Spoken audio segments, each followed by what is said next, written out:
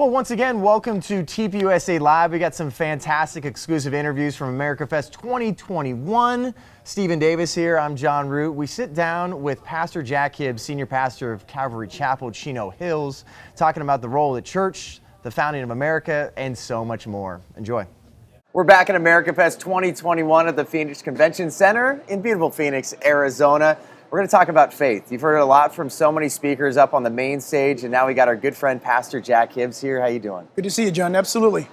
Well, I think something we need to start with is, with an event like this, obviously people need to get reminded about our founding. Yeah. And it's a beautiful place to live. It's an absolute privilege to be an American. It's a blessing to be an American. And I think a main reason why we've been so successful and so free and so prosperous is because we were keeping God first for a very, very long time. And part of our foundation was these Judeo-Christian values. How are you talking about that here and reminding people of that? John, you're exactly correct. It's those values that you put in place that wind up generating the fruit of that discipline. And this is true in business, it's true in farming, it's true in family.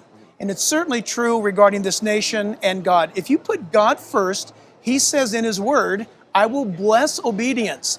If you forget me, then I'll remove my hand of blessing. And I think America's at a crossroad right now, John. I really do.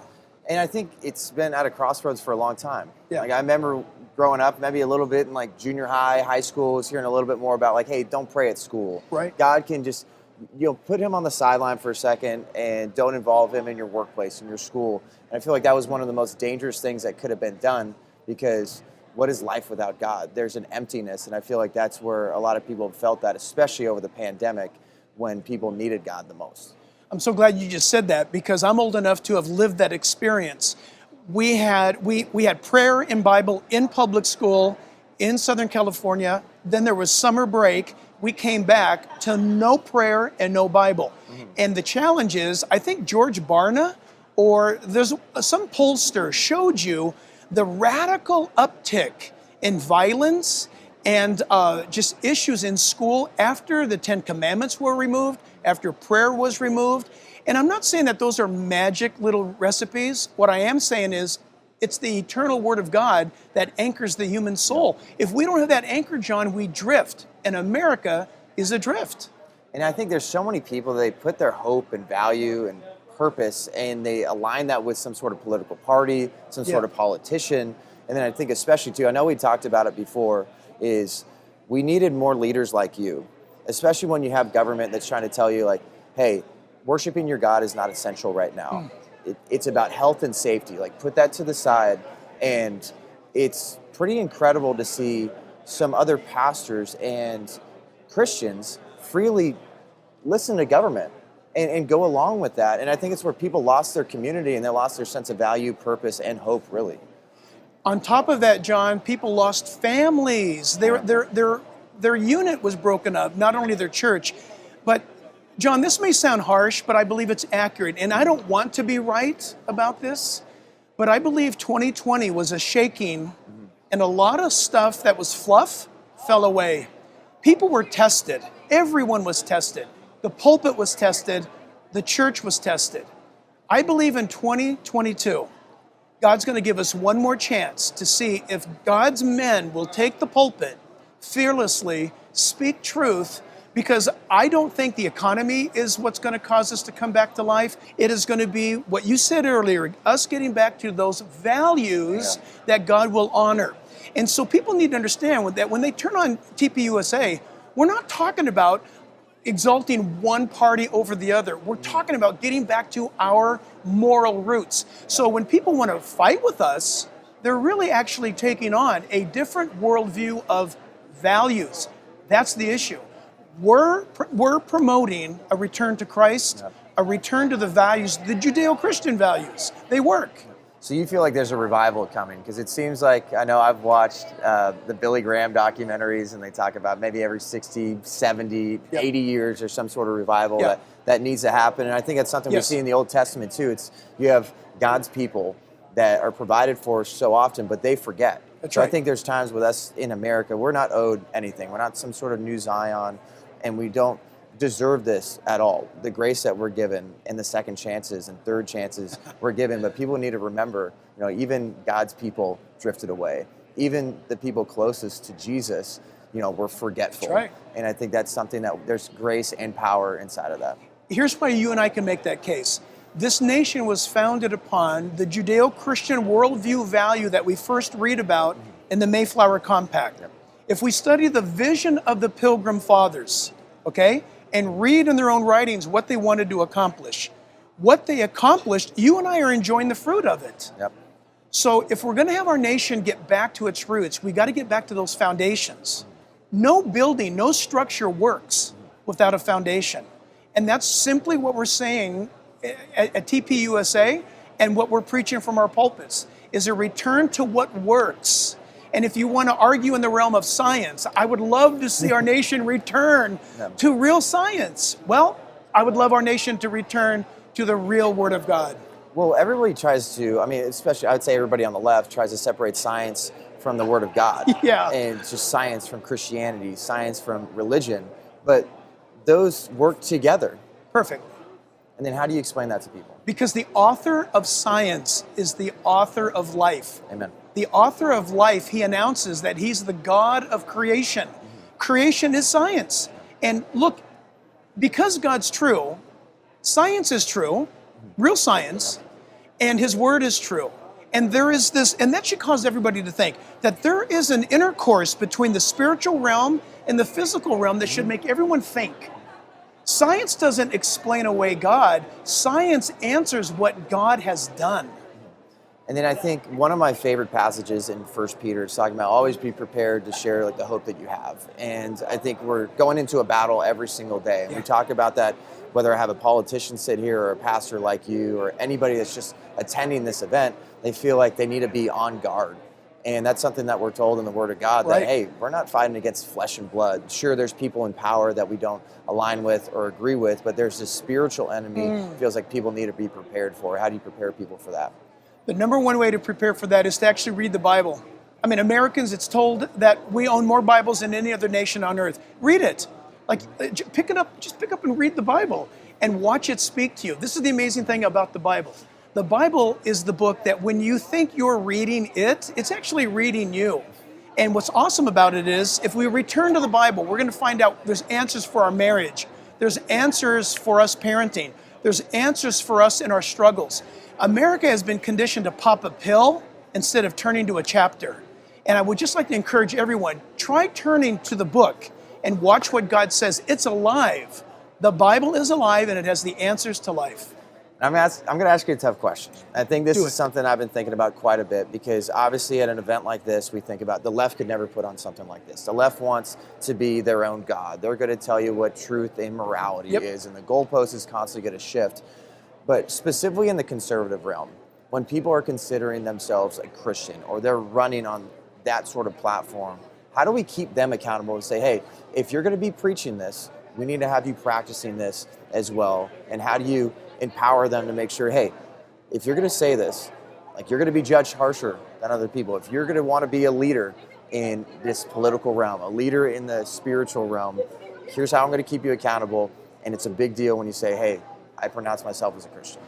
John, this is exactly the key, and we practice this at our church. We have had the opportunity over the years to send people to Congress from our congregation. We vet them, meaning we ask them questions and we watch them and we make sure that what people say, that they do. And I often say this, regarding the political realm and government, look at someone's voting record. You don't need to even listen to what they say. Look at their voting record. So if someone says, well, I'm very conservative or I'm very pro-family, but then they vote or they do things that destroy the family, that they're tearing down Judeo-Christian worldview values. It's what they do that speaks louder than what they say. So what we do is that we make sure that we hold their, as it were, feet to the fire. And we make them very clear to understand, this is why we're supporting you as a congregation. This is why we're behind you. But the fact of the matter is we're going to be watching you. And I can tell you that our elected officials, 4 of them right now are in Washington, they will often report back, pray for me. This is what's confronting me. I need God's wisdom. This is where we get back to. This republic is still we the people. And notice, you and I talk about the republic. The other team likes to talk about a democracy. There's a big difference there. One promotes a Judeo-Christian biblical worldview. The other one won't even mention God in their platform. Well, they're trying to take it out of their prayers in Congress. They're trying to take it out of our founding documents. They're trying to take it out of everything. They've already taken it out of schools, like we talked about. And another thing too is Jesus bridged the gap better than anyone else. And there's times where I'm thinking, why do we look to flawed people in the past, where I think we can learn from our past quite a bit. We can learn from old pastors or old politicians. But when we look to Jesus, he bridged the gap. He went to the tax collector's house and ate with somebody. I love it. And when you look at a situation like that, historically, that was basically saying, hey, you accept their lifestyle. But Jesus changed that and flipped tables, literally and figuratively. Yes. And so how do you think we can start bridging the gap a little bit more? Because I know for me, even on the sports side, where I can sit down and I can talk to Enes Kanter Freedom, I don't agree with everything that he has to say. I don't agree with his whole being, but at least there's a bridging in the gap, and sitting down at the same table would say, hey, I agree with this here. How can we come together as a nation? I think the key is dialogue. I believe God invented dialogue. And if we could just say to that person, hey, let's sit down and talk about things that are valuable to you and valuable to me. And let's try to understand each other better, because what you just said, John, is so right on. You're mentioning Jesus bridging the gap. As soon as you said that, I thought of King David. King David was God's man who failed miserably. Yes. And yet he was still God's man. And I think Christianity fails when we project this holier than thou image that the world out there, they won't even come to us because they already think that we're going to judge them for being who they are. We are just like them, but for the grace of God. And they need to know about that grace that you and I have come to know. And so, man, I hear you. I think dialogue is going to be the key, and we need to be the ones that instigate it, because I think they think we're going to beat them up. We don't want to beat them up. We want to love them up. Yeah. And then that love, too, there's a biblical love I think we need to stick to. And that biblical love is sticking by a biblical truth.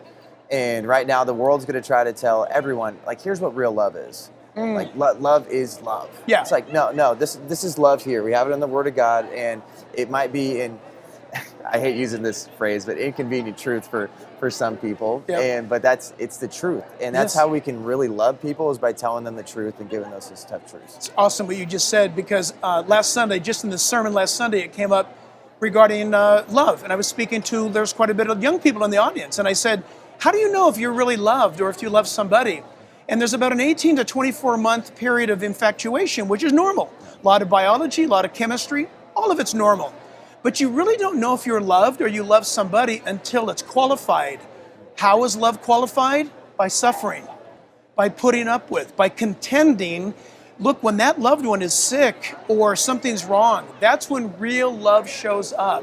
Jesus Christ is that real love, and that's why we can love those who disagree with us. How do we continue to thank God for being persecuted for our faith? Because a lot of people, they have to get so used to being comfortable, being uncomfortable, because we are called to be countercultural, and we're going to get persecuted for our faith. And there's a lot of people here, it's like, oh, you're going to get persecuted for your conservatism or whatever it may be, but that's not going to help your relationship with Christ, is how you're voting, or if you're fiscally responsible or whatever it may be. It's like, no, if you're sticking to these values, the world's going to tell you that you're not really loving people well. John, everybody on this interview that's watching right now should know that you and I did not rehearse this. You just asked me a question that has been a 3-year journey in my life. I have been praying for 3 years. Lord, make me the most loving person that you can possibly make me to be. And I believe God had spoken back to my heart. But Jack, if I do that, then you'll be the most hated person also. And that is true. Jesus said, if you're like me, you're going to be loved and you're going to be hated. Why is that true? Because it comes down now to reflecting value. Jesus is the apex, the epitome of value. The more I'm like Jesus, the world who hates those values will want to crucify me. Jesus said, rejoice when you're hated. Yep. They're not hating you. Jesus said, they're hating me, which is the character of Christ. In a weird way, John, they're actually giving me a thumbs up that I'm acting like Jesus when I love my enemies as I should. And when we look to the Bible, we see how God used people that we just could never imagine. Saul to Paul, situation like that. It's basically like an ISIS leader. That's how we could. That's right. Just try to compare and contrast that situation where he was killing Christians, but God used him to be one of the most mighty missionaries in the history of the entire world. So with an event like this, do you think it could help really empower somebody to start getting into the Word and start aligning with Christ and say, hey, God doesn't care about your past. He cares about your future and how you can use that past to inspire you to be a better person and start living your life for Him. Absolutely true, because there's something that you and I know about people who don't have Christ in their life or that they're walking with Christ, and that is there's an emptiness. There's something inside of the human heart that says there's more to life, or I need to know what's going to happen to me after I die, or am I on the right foundation? Is there something wrong? Look, if you've got to sweat and labor to keep your team together, something's wrong. Here's the cool thing about following Jesus. Jesus is the one who keeps the team together. You and I don't have to sweat it out. We don't have to push the brick up the hill. He's doing it all. So he reveals to people in their hearts, I need truth. Jesus said it this way, my sheep will hear my voice, they'll follow me. How do you tell the Peters of the world that desperately just try to they have a death grip on the wheel and they're saying, hey, God, like I know you're telling me to let go, but I'm going to try to do this myself and I'll let you know if I need help.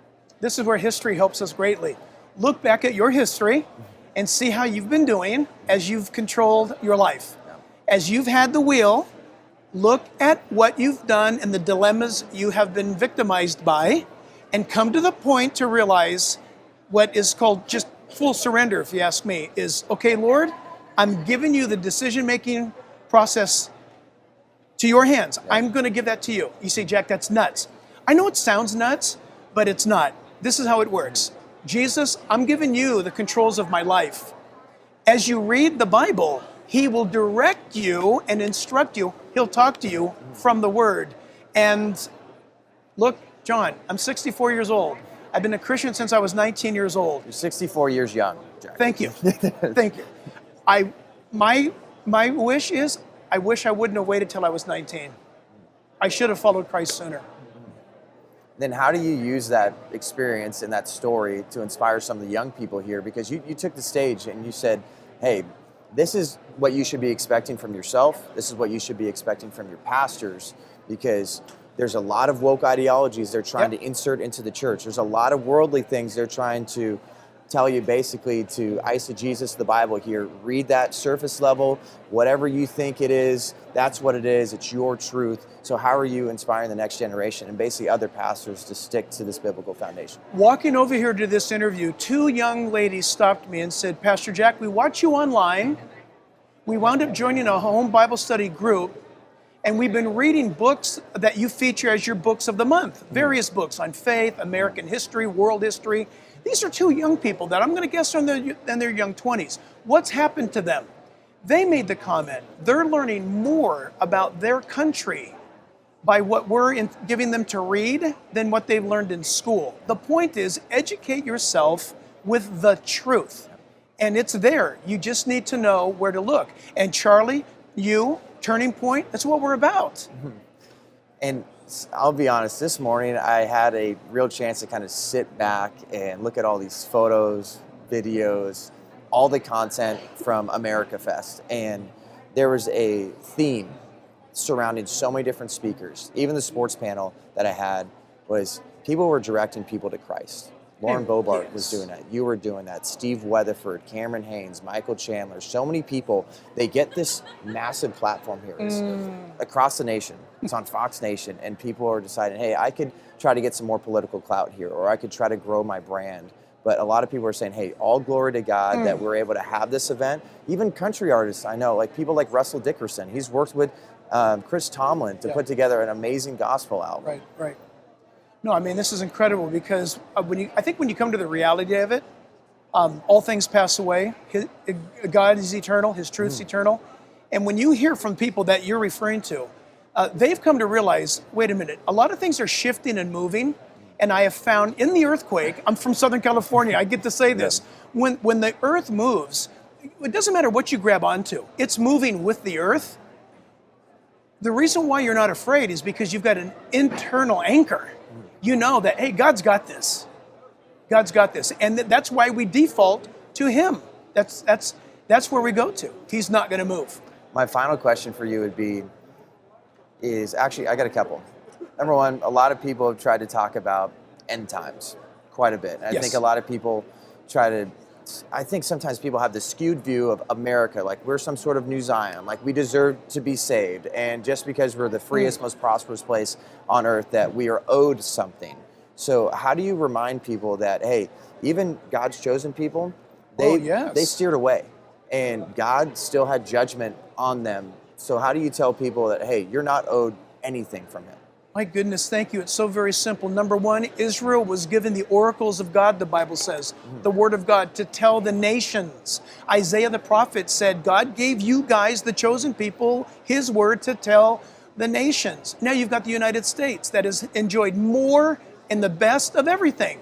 For what? To put our feet up or to go on a cruise? No, it is this, to tell the nations, not about the US dollar, to tell the nations that they can know the love of God through Jesus Christ, that you can start life over again. This is what concerns me, John. If we don't get back to shouting from the housetops what really matters about our nation turning back to its founding, this is what's unique about America. We don't have to preach that something might be. We get to preach about what has been. Go back to those foundations. That's the answer. It doesn't matter how rich you get. It doesn't matter what platform or brand you have. All that's going to dissolve. But Christ is the same yesterday, today, and forever. Final question for you is, how are you going into 2022 as we speak right now, going into being a shepherd of a flock, telling people, hey, we've gone through a lot over the past few years. A lot of people have gone through a lot their entire life. And do you have a specific goal going into 22 that you feel like God is telling you? I feel like sometimes I love the New Year's resolutions. This last year I had a specific word. It was encourage. And I tried my best to encourage people. I failed wildly. But is there one specific goal that you're trying to get to, being a leader of a flock there? Yes, it's clarity. Clarity. This is where we're going in 2022. In the Bible teaching and the expositional teaching at our church and on our messages, televised and radio. It's clarity. Why? Because God told Daniel, as we get near to the end of days and time is over, it will be more clear. So that's my commitment, to make the Bible able for a 5-year-old who's sitting in the front row to a 99-year-old man in the back row, clarity concerning the Word of God. I believe that I've got God's heart on that. I believe that God will answer that commitment because he wants people to know truth. Well, we're going to continue to pray for you because I think we need more pastors like you, Pastor Jack. And I think people need to get so used to being uncomfortable because it's a very uncomfortable time. Yeah. But honestly, it's going to be worth it because we got a pretty nice home we're trying to get to. This isn't it. So thanks so much for everything you do. God bless you, John. Thanks. Well, that was a fantastic conversation because I know a lot of people right now are thinking that whole eschatology talk, the end times. Are we seeing bits and pieces of that now? And he had a great response to that, and especially to the role of the church. I feel like too often we are relying on the government when we should have churches taking care of our communities. That used to be the way it went, where churches would take care of the communities instead of people relying on the government. They relied on the church. And we need to get back to that, and I think that society would be a lot better for it too. Yeah, so thankful for Pastor Jack Hibbs. Coming up next, we got James Lindsay. He's a cultural critic, and he talks about how everything is race, gender, and identity. He's probably one of the cheekiest guys on Twitter. He is an absolute brainiac, and it was a very fun conversation. Joe, Bob, and I sat down with him. Check it out. We're back at AmericaFest 2021 at the Phoenix Convention Center in Phoenix, Arizona. We've had some fantastic interviews, and we got another good one for you. Joined by a friend of the program. You might have seen him on Daily Caller Live. He's a TPUSA ambassador. Joe Bob, what's going on, bro? What's up, man? How you doing? Living the dream. James Lindsay is on the show now. Welcome to TPUSA Live. Hey guys, geeked about this. Let's go. So John, I've been a fan of James Lindsay since the Grievance Study Project. Is that the right term? Affair. Grievance Study Studies Affair. Affair. It's so intriguing. So what Makes that it sound was spicy too. That's what I like. is James, Peter Boghossian, Helen Pluckrose decided to submit a bunch of phony papers, completely fake, about super woke topics, and they got accepted. So the question I have for you is, what is the most ridiculous thing that you guys got into actual university publication? You know, probably the craziest one was we claimed that by watching dogs hump each other at dog parks and see how people react to it, that you could figure out something about rape culture, and then you could train men the way that you train dogs, literally like using dog manuals to combat rape culture. That not only got accepted, but was given an award for excellence in scholarship by the offending journal, which is called Gender, Place, and Culture. Well, that's what's so interesting now is we're trying to figure out a difference between reality and satire. That's why it's so prophetic. The Babylon Bee, they're like another prophecy fulfilled in situations like this, where no, it's not just making it into a publication, it's actually getting awarded. Yeah, that's right. And it was prophetic, too. There was a case a year and a half ago, 2 years ago, I don't know, where there was some dog incident at some park, and somebody called the police. And it was like, it's a dog rape. And then the guy was like, stop it, don't call the police. And then it was like, well, you support rape. It was like, it really kind of came true. Oh my God. We live in a clown world. That's where it's just like... Well, and you have the chief exposer of the clown world right here. What is the most ridiculous actual thing from a serious publication? So obviously you guys were, I don't want to say joking around, but you made fake studies. What's the most ridiculous serious one that you've seen? I mean, if you want to stick in ridiculous, you know, there's one, and I don't know why it sticks out in my memory, but it's by a guy named Brian Pronger. I remember the guy's name. It's from the 90s, late 90s. The title of the paper, I'm sorry, is really Out of My End Zone. That's the real title. And it says that the whole reason that men play team sports like football is so that they can basically discharge secret repressed homosexual urges in a male accepting environment. I think that's true. And again, Out of My End Zone is the title. It's funnier now, isn't it? Well, I mean, we found out in the preseason that the football is gay. I know Apparently. They did say that. Yeah, the NFL said that they That's are right. gay. They said that. Yep. And so that's prophetic too, but that wasn't us. But another thing I know you focus on, and it seems like everything is boiled down to race, gender, identity. That's right. Why is that so dangerous?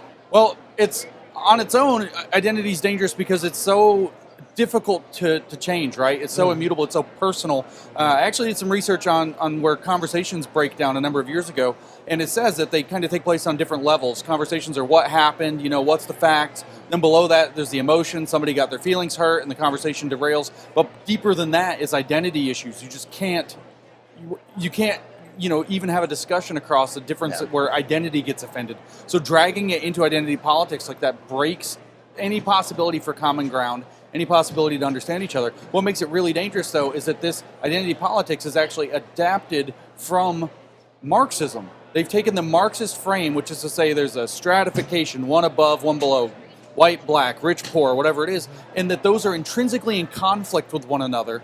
And that's what's so dangerous. It's stoking identity-based conflict, which then has no easy resolution. Well, and those things are rooted in critical theory. And that's Exactly. something that you push back on quite a bit and make sure people know the truth about these divisive ideologies that are being thrown into not only schools, not just colleges, but elementary schools. It's in the workplace. It's everywhere. And they want you to think about, just you look at yourself in the mirror, that's who you are. Yeah, that's exactly right. This comes out of the critical theory, which developed in response to, it turns out Marxism stabilizes itself when you unleash it on a liberal society. People agitate for economic reforms. They want monopolies busted up. They don't want trusts. They want worker protections, consumer protections. They start to get it, and then they're not radical anymore. They're like, yeah, I can work for my own, and my life's pretty good. I can build a better life, and actually the life's pretty good. You know, I get to watch the game, I get to drive my Corvette, you know, or whatever. I work hard, I have a house, family. And so what they realized, that the critical theorists or the critical Marxists realized, was that you actually, the working class, have a self-stabilizing force. They get some changes and everything's better. So where they said there would be no stabilization is if they moved into identity politics in the 1960s. They said that we have to look into and this is the words of Herbert Marcuse himself, look at the ghetto populations, the feminists, the sexual minorities, the outcasts, and the unemployed, and those people are going to be the basis for our revolution. So you're smart enough to break down Foucault, Bell, Marcuse, but a lot of your college students aren't necessarily going to refute any of that sort of stuff.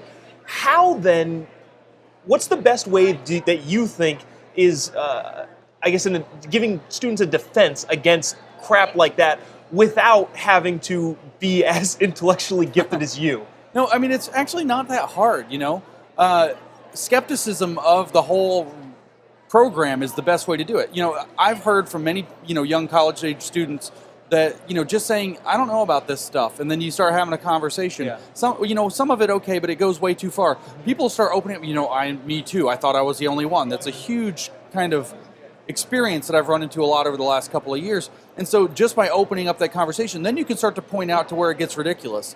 Like we were talking just before we started about my Indian friend who's a doctor who went to a cardiology conference. His parents are Indian. He's an Indian American guy, and he was told he's the wrong kind of diversity. And they had the pie chart, and they said, look how racial demographics are getting so bad in medicine. And it was like the old chart showed all these races in a pie chart, and then the new chart showed white, black, and Hispanic. And he was like, where am I? They're like, you're white now. And he's like, brown, And so these kinds of absurdities, get people to realize that something's really stupid about the way this is being done. Even if the stuff they're saying points at stuff that's true, it's like it's obviously making people worse. It's making people fight. It's alienating people. I had a friend tell me about his gay sensitivity training he had to go through at work, and then like everybody at the office had to ask him about his sex life because they were all weird after that forever. It made it a hostile working environment for him. And so those kinds of things are relatable and say, well, even if I don't understand it, it's clear like something's off here, right? Yeah. And people understand, they feel that. They know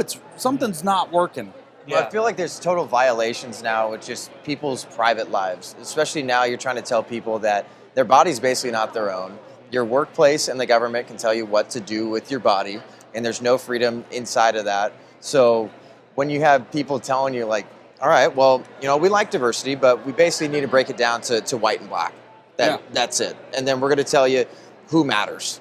That's it. And I feel like that's where you have a society where you have the left pretend to care about these people, but when you get down to the nitty-gritty, it's just not the truth. Yeah, well, I hate to put it so bluntly. Well, no, I don't. I like to be blunt. They're using these different identity categories, whether it's the sexual minorities, whether it's women through feminism, whether it's the racial minorities, as it were. They're using them as props for their ideology. The only people who count as authentically black, look at Larry Elder, for example, the blackface of white supremacy when he ran for governor. The only people who count as authentically black are critical race theorists who say what black people are supposed to say according to critical race theory. They call this a unique voice of color. And so what they're actually doing is they're delegitimizing any voice except for what accords with their politics, which means when the person happens to look the way that there's matches the theory, they're using that person's skin color as a token. They're actually tokenizing the people. They're actually using the people as political props for their agenda. Look at defund the police. It's supposed to be an initiative for black lives, and murder rates in mostly black neighborhoods have skyrocketed. It's not about black lives. You even had the mayor of San Francisco, finally admit, finally, the mayor that is feeling the spirit. I'm telling you, Tony was there. Tony was playing John. She's exempt from all things when Tony is playing. Yeah, finally they're bringing up this is a bad idea. And then too, I couldn't imagine going to school to be a social worker, and then you're now being told that we're probably going to send you in the front lines. Yeah. That reminds me of just old warfare where you'd have people go out there, the drummer boys, and you have no weapons whatsoever, right. And then you're telling social workers hopefully you can figure it out. Best of luck. And hopefully you tone it down. Be like, hey, can you stop being so emotional? Maybe put that stolen item back, or maybe that gun's not a good idea. Don't use it. And you're putting them in harm's way. It's absolute ridiculousness. So send them to domestics, which are if you talk to any police officer, one of the worst things to get called on. A domestic dispute. You never know what's going to happen. Yeah. You don't know who's actually in the wrong. You got people fighting with massive emotions. they're going to send social workers into domestic violence disputes. Imagine, for the Jacob Blake experiment. He's got a knife. He's going for a gun in the van or whatever he said. If the cop shoots him or whatever. Imagine if there's a social worker trying to bring knife-wielding, angry, off the handle at the moment Jacob Blake down. That social worker. Yeah. Now, would you categorize yourself as more of a right-leaning conservative? Because I don't think you did, at least when I first started getting to you. And if you didn't, what were you then, and what would you call yourself now? I don't really like labels. Labels are for soup cans. Sure, yeah. But how would you identify where you started and where you've now kind of become? I've always wanted to keep a streak of independence. Yeah. And I'm not really interested in politics qua politics. Yeah. So, I put apolitical on my Twitter bio and make people mad. But the truth is, I was left-leaning, generally liberal, atheist, the whole 9 yards. And I don't think of myself as conservative now, and I listen to a lot of the conservative things, and a lot of it I agree with, and a lot of it I don't agree with. I've been very happy to listen and learn, and listen and learn. For the last year and a half or 2 years or so, being in close contact. But I still consider myself largely independent. But I will say that I continually find myself using the pronoun we when I talk about conservatives now. So something might be shifting behind the eyes. I don't know. Whether or not you want it to. I'm not meaning it to. My view is I'm going to be me. I'm going to say what I think is true. And wherever you want to categorize me, that's your business.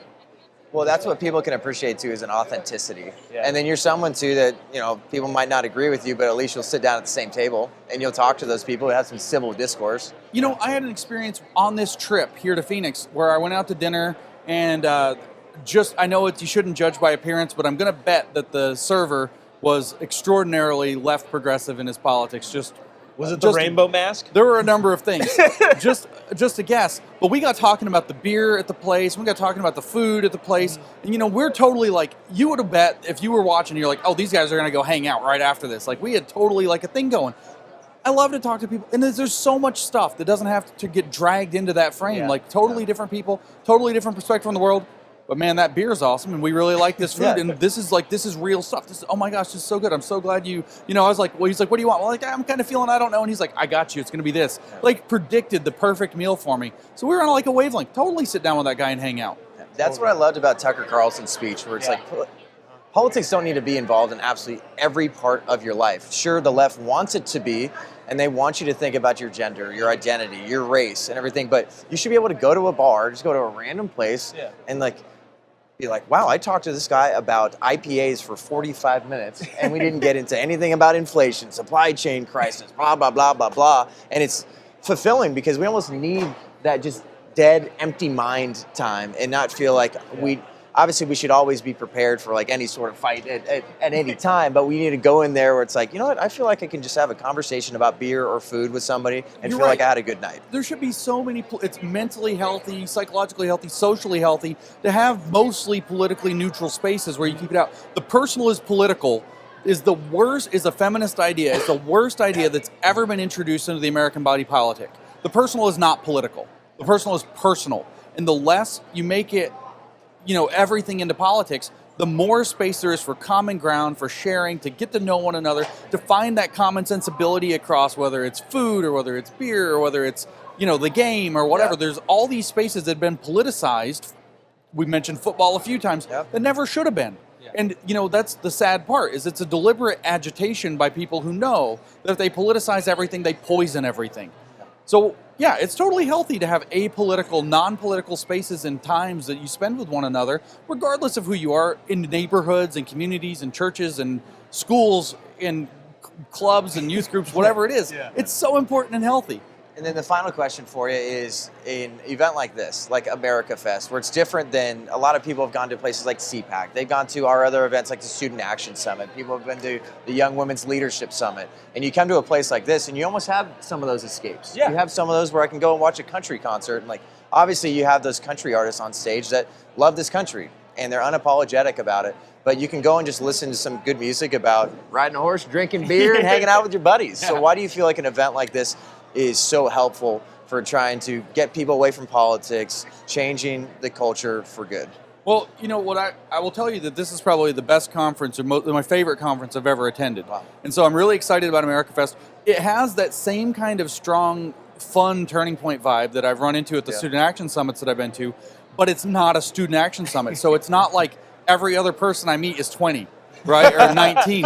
It's like their parents are here, and there's a lot of parents were here. I was speaking, and when I gave my panel presentation, I spoke to parents mostly, and Charlie was like, the parents in the audience want to know. So it's a very different vibe, and I'm talking to adults, talking to people across, kind of the entire professional spectrum. Most of the people here are conservative. Most of the people want to talk politics, etc. But it's this very welcoming, pro-America space that isn't just focused on young people or students or some niche issue. It's America as a big picture. And so it's really been, I think, the best conference I've attended, period. And I've been to a couple CPACs. I've been to that was an experience in and of itself. As a liberal going to CPAC, liberal atheists walk into CPAC, it's a joke, right? I one more quick thing. You're like the front line of defense on the CRT Twitter war front. And again, I was talking to you earlier, the amount of engagement and interaction is off the charts unbelievable. For me, that's super taxing. Do you see yourself running out of gas at any point with this sort of thing? Or is this something that you're going to be able to continue to do for, I don't know, however long it takes? This is going to sound absolutely bonkers to you.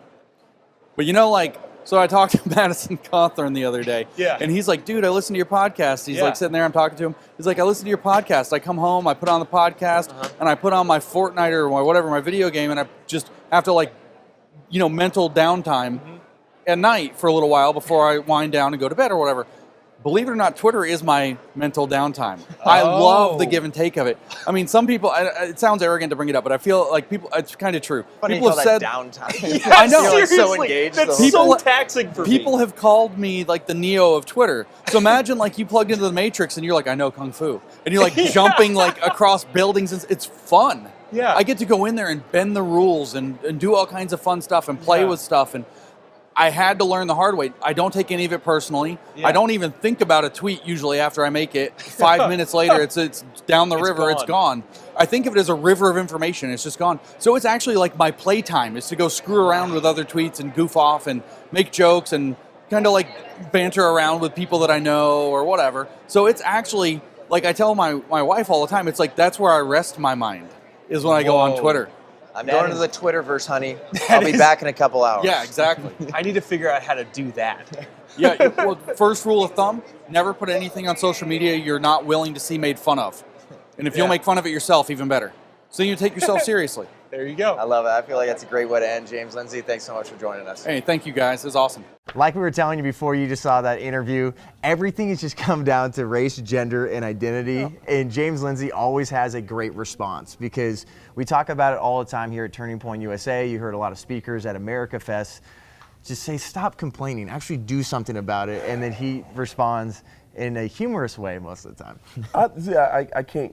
There's too much talk about this type of foolishness. I wish we can get away from that and start focusing on the content and character as opposed to color of skin, like Dr. Martin Luther King said, but I guess we can't in this day and age. Lord, What a concept, huh? what a concept. I wish we could get back to I wish we could. okay. My goodness. Coming up next, we got Kimberly Guilfoyle talking about Gen Z and the role of parents. It's a great little conversation. Here you go. Hi guys, I'm Erin Elmore, live from AmericaFest Turning Point USA with the commie fighter herself, Morgan Sagers, and a very special guest. She's done everything under the sun to help the conservative movement, Kimberly Guilfoyle. Thank you so much. Great to be here with you guys. And I got to tell you, these events have always been fantastic, but I think this one is actually particularly over the top in the best way. Just seeing the enthusiasm, the crowd out there, having just gotten off stage. People are really fired up, and I love it because you could come out of this last election and be really bitter and just say, I give up, and this is outrageous, and they're always going to cheat. They're always going to do these things. Or you could say, you know what, we're going to fight.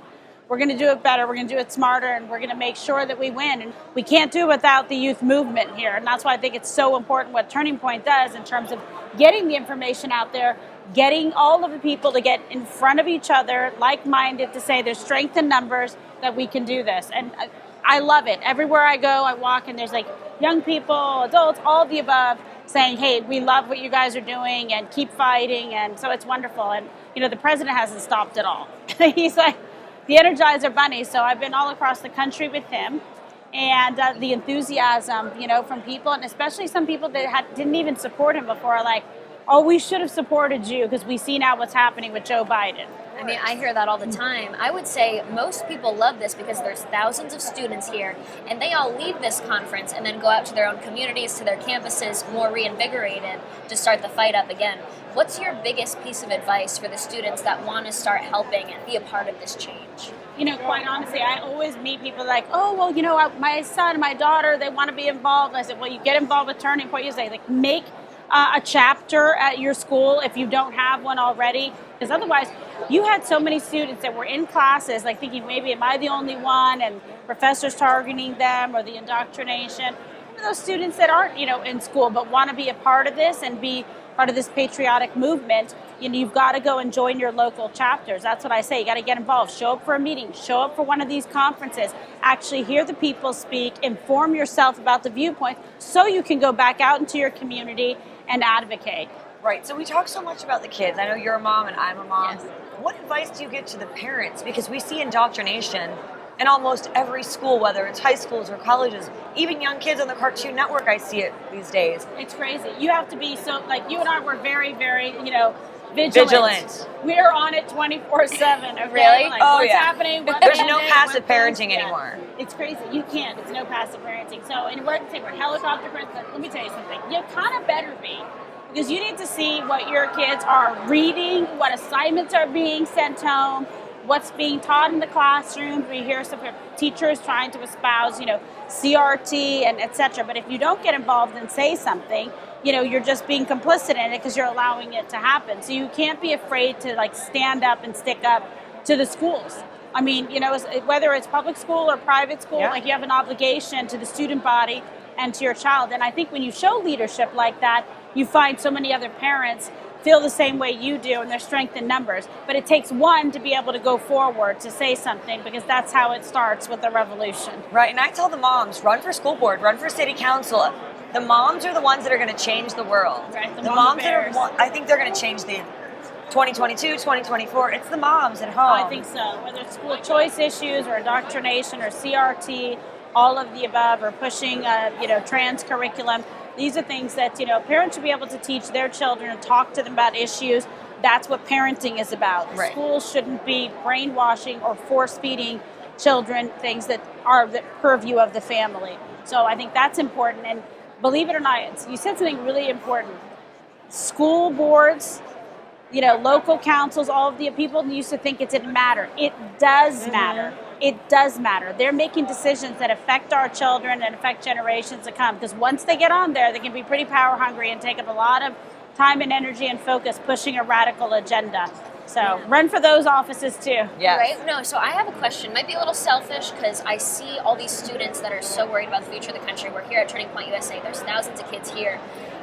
What, with your insider perspective, what is being done with the movement right now to focus on winning some of the Gen Z people over that maybe care about student loan debt, the cost of college, climate change, the environment, all the issues that young people really care about that the left is dominating in right now? Have you seen any shifting on our side of what we can do to fix that? I think there's definitely been a focus on trying to get that information out there and not allowing the radicals to sort of shape it in a way that is very disingenuous and spreading false information.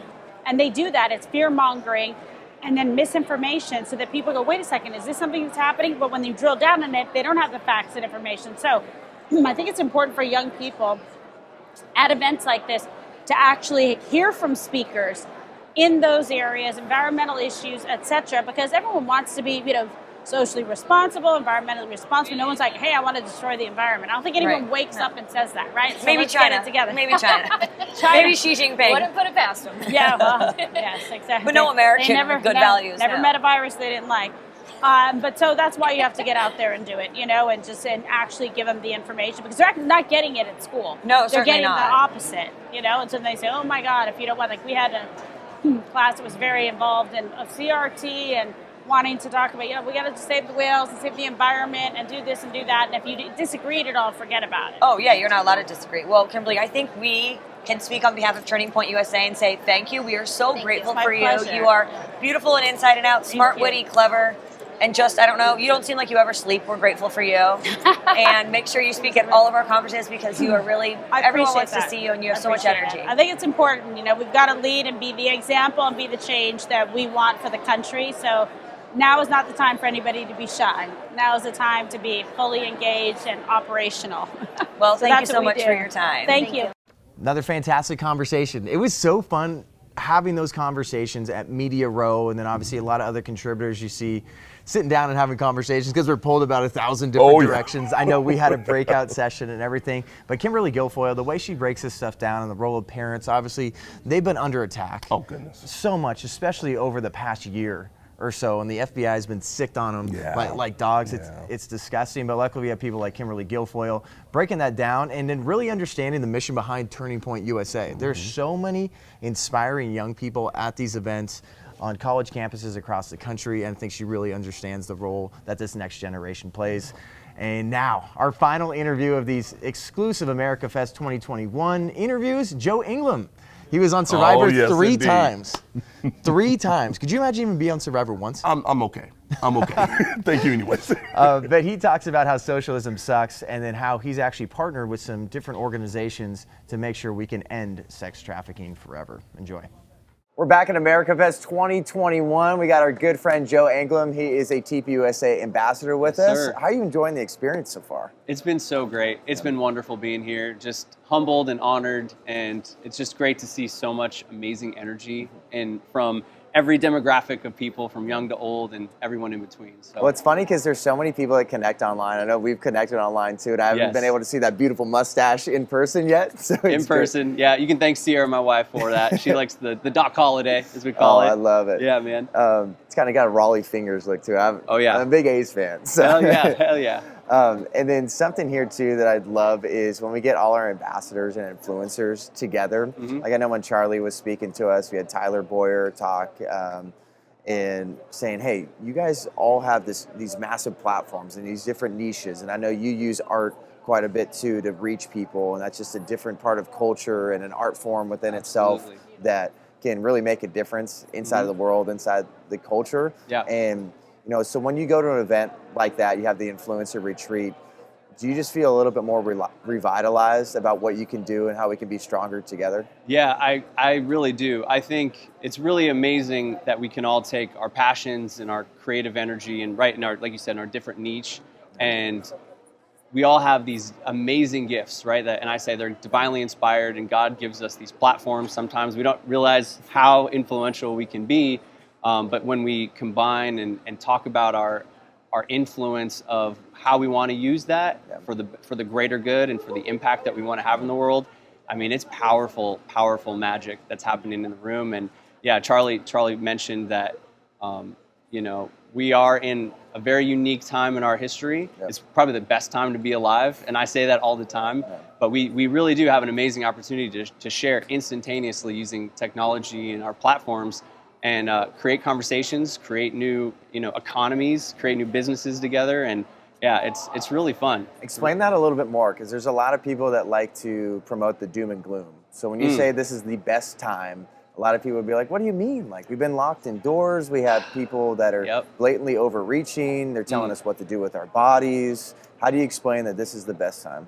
Yeah, I mean, so being on Survivor 3 times, I really had the privilege of getting to suffer in a new way that I had never experienced suffering before, like real. And people don't suffer with a bunch of like cameras around either. Oh man, 24 hours a day, you're just, I say it's camping with none of the fun stuff. So there's no food, there's no igloo full of food, there's no tent, there's no escaping the reality of real suffering. And I think just from that perspective, I really understand that we do have a lot of first world problems, and when we're bored and we have nothing else to do, sometimes we create a habit of complaining about things that really, are very trivial. And in this world right now, I think there's a lot of suffering on, from, like, obviously we have the COVID, everything that's happened with COVID, everything that's happening with the economy, inflation.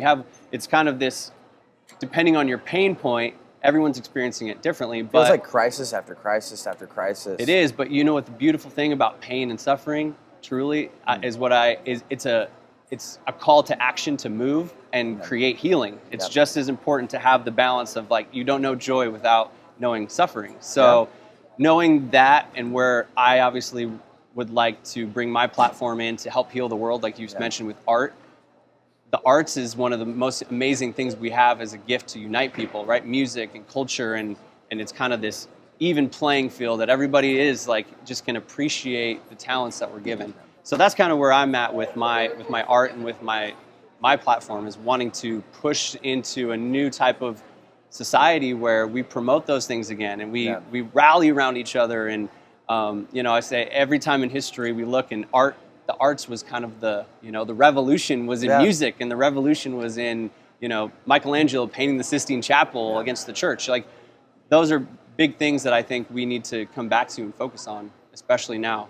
Because I feel like you can find a lot of healing inside of that too. Because you're talking about like painting and drawing a little bit. That's how you reach out to people with this? So I do workshops essentially incorporating a little bit of all of the arts. So I do a lot of meditation, breath work, visualization, and then through painting and drawing or journaling, depending on the group. But we essentially I can definitely journal a lot more. We dive deep. Yeah, no, but it's very intrinsic. It's very healing, and a lot of art therapy. That's just a way for us to even just identify maybe some suffering that's happening in our internal ecosystem, and bring it to light, and maybe in a safe space share it and talk about it. And it's just sometimes you just don't realize what's there until it's right in front of you. And I've had very powerful, amazing healing experiences with people, just on a very intrinsic, creative level of not putting pressure on them to have to feel anything, but just to express something on paper.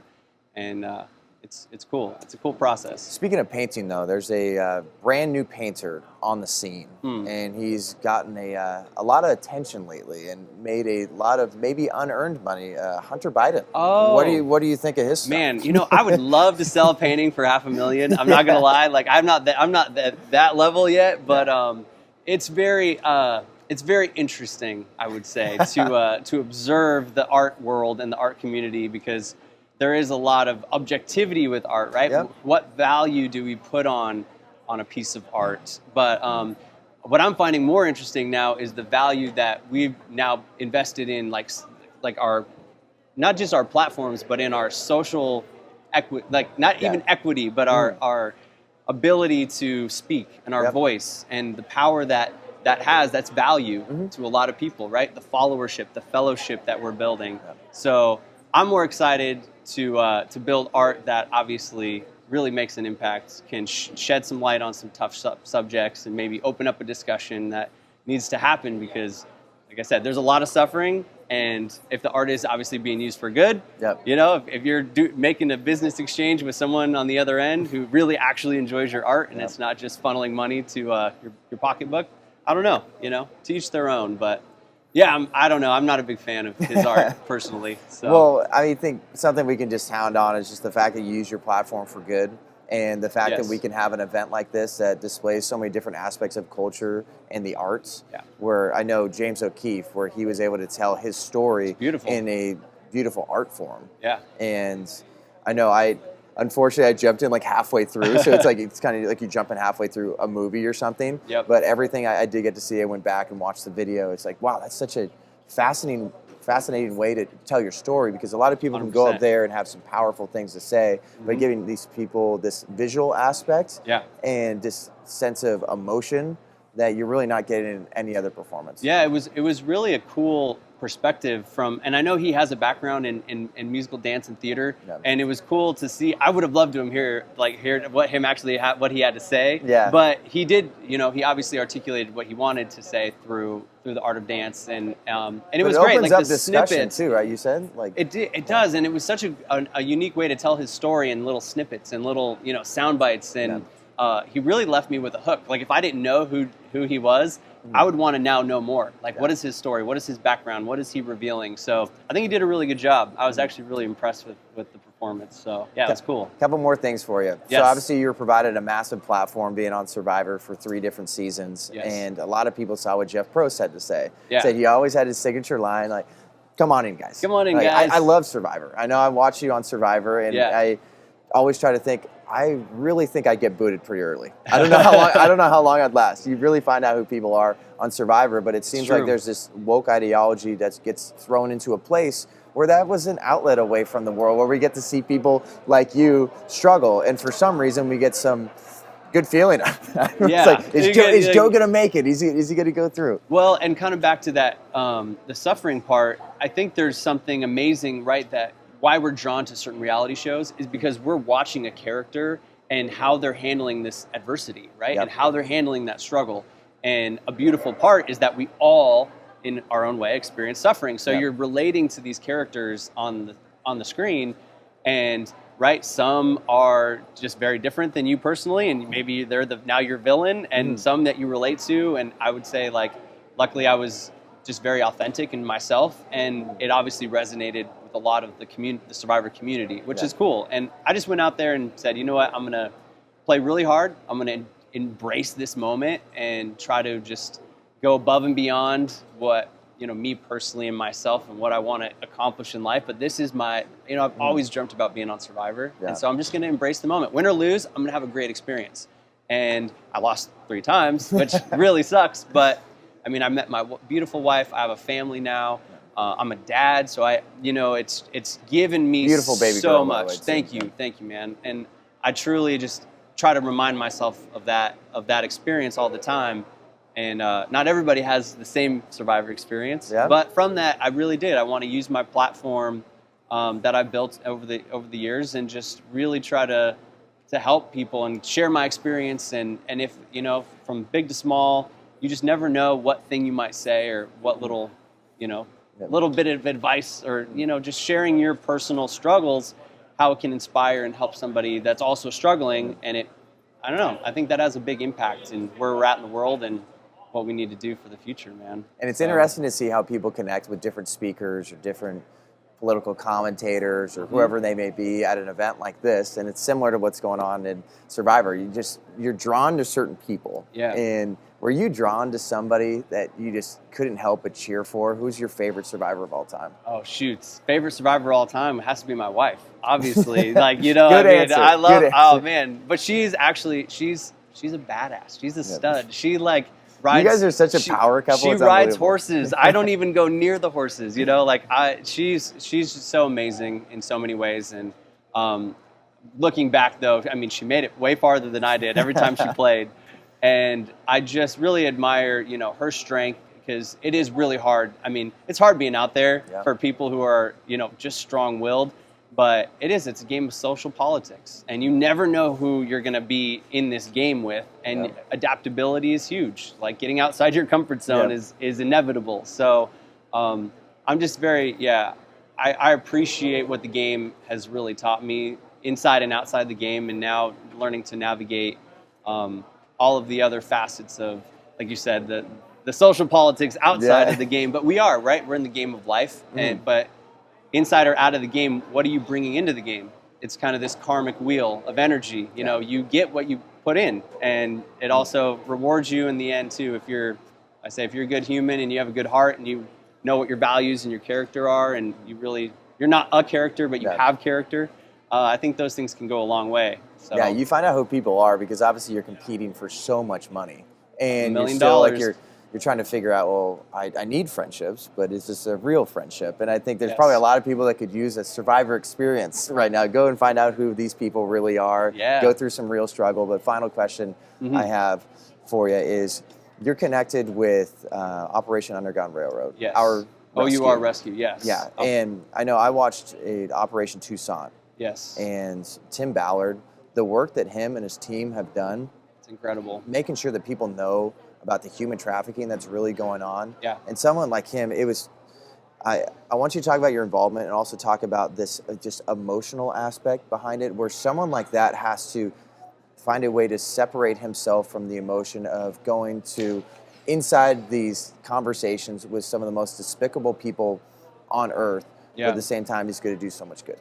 Yeah, so I got involved, over 5 years ago with OUR Rescue, and yeah, it was just kind of a networking event. You know, a buddy of mine asked if we could screen a film for Sundance Film Festival, and we had a private video to show, and it ended up being Operation Toussaint. And it was so powerful when I saw this film that I was moved to tears at least a dozen times while watching it. And I came back and I told Sierra, I said, babe, this is the most important human rights issue that's not being talked about in the world, and especially in the U.S.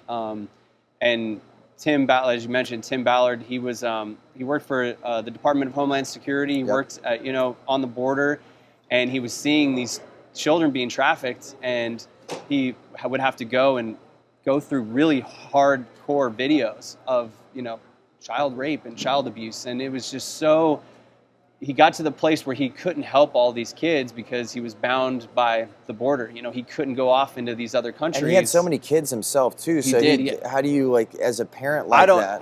As a new dad, I couldn't imagine, let alone knowing that my child was kidnapped or being abused or trafficked like that, and feeling powerless, feeling like, who do I go to? Where do I, if we're defunding the police and we don't have enough resources and training, and how do we help these kids? And I mean, and imagining that they're mine, that there's a parent out there that's in that situation, I would do anything to get my kid back. And so I really related to his story, and me and Sierra found a way to be as involved as we possibly can be. And they not only go into the darkest corners of the world and rescue these children, but they also provide them with aftercare programs, education, work training. It's an amazing, amazing, beautiful organization. And I always tell Sierra, I say, God gave us these platforms, and there's so much more work to do. Yeah. But I'm so thankful for the work that Tim and his team are doing. And every year it collectively gets bigger, and the impact is greater. And I believe since its founding, I think they've saved over 3,000 kids. And it's really, there's so much to talk about with it, but I really am passionate about it. And I don't think there's any, I honestly think it could unite the world. If every single person focused solely on this issue and could drop all of the other, issues that we have right now and focus on the kids and focus on, and not just kids, but I mean, there's adults being trafficked and, slave labor camps in China, and I mean, the Uyghurs, and I mean, there's so much happening in our world that we really do need a revival. Well, we get so stuck in this American mindset, and there's so many people that are on the left that are just trying to tell you how terrible this place is, while there's people getting murdered, millions of people getting murdered overseas. Yeah. And then you have people like Tim Ballard I know he had a great opportunity to keep growing in the Department of Homeland Security. He did. But he decided, hey, I'm leaving this, and I'm leaving the security of this government job to go and start saving kids and educating people on this process. I'm going to travel across the globe, and I think you're a great example of someone we can watch so many different documentaries or read a tough article or see a tough video and say, I feel bad, or I wish there was something I could do, but you actually said, no, I'm not just going to think about this, I'm going to be about it. Absolutely. Because, you either want to reject it immediately, this can't be happening. This isn't, or you just feel so desensitized by it and separate from it that, that's happening in other parts of the world. Or it has to be a continuous conversation. It has to be a continuous call to action. And I'm the kind of guy that, I see a problem, I want to fix it. I want to help in any way I can, or find someone who can, be the middleman if I have to be. But I just felt it in my heart, and the Spirit is just telling me that this is something so important that there is nothing really else that is as important as this. So I mean, my purpose now is to, like we're doing right now, just sharing my testimony of what I've experienced, and lots of friends who've gone on the missions and seen, and operators who are firsthand, changing. Yes, amen. they are truly making a difference. And so I appreciate, you know, bringing it to light and talking about it. And it's a hard, and again, it's such a hard topic that, you know, it's not dinner, you know, normal dinner table conversation. Yeah. It's uncomfortable, but like the best thing that you can do is talk about it and bring more light and bring more people and more awareness. And so we can start, you know, the change and the healing. And I think we wrap it up with, it might be a wildly uncomfortable conversation. Yeah. But if you think about how uncomfortable that conversation at the dinner table might be, imagine how uncomfortable this life is that these kids are living and what they get thrown into. And it's just enough talk. Like, we need to start trying to make a difference and shedding light on these situations. You put it perfectly. Like, just put yourself into the perspective of that one kid. If it's one kid, right? I mean, we could get into statistics and you could say, oh, that's not happening. But like, if it's one kid that's in that situation and your voice or your conversation led to them being alleviated from that suffering, and now they have hope and they have joy. And I mean, when you meet these kids, you're like, oh my gosh, like, you know, maybe what I did really did make a difference. So yeah, I'm thankful, man. And we got a lot of work to do, but like I said, it's a great time to be alive. And yeah, I'm happy we're all, you know, on the right side and doing the right things. Well, we always got a lot of work to do, and thankful for people like you, and we're glad you're a part of Turning Point USA and shedding light on some great stuff and making a big difference. So thanks a lot. Appreciate you, brother. Yeah, thank you. Well, I'll tell you what, you probably learn a lot about yourself when you're on Survivor. And you learn how you want to be, and he actually eventually met his wife through Survivor. How about that? Maybe I should go on Survivor. Maybe you should. That's a great idea. Go to Survivor, meet your wife. There we go. Problem solved.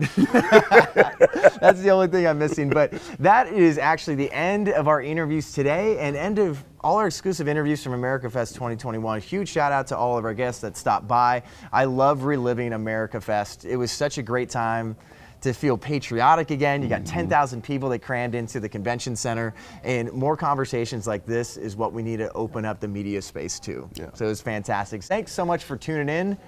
See you later.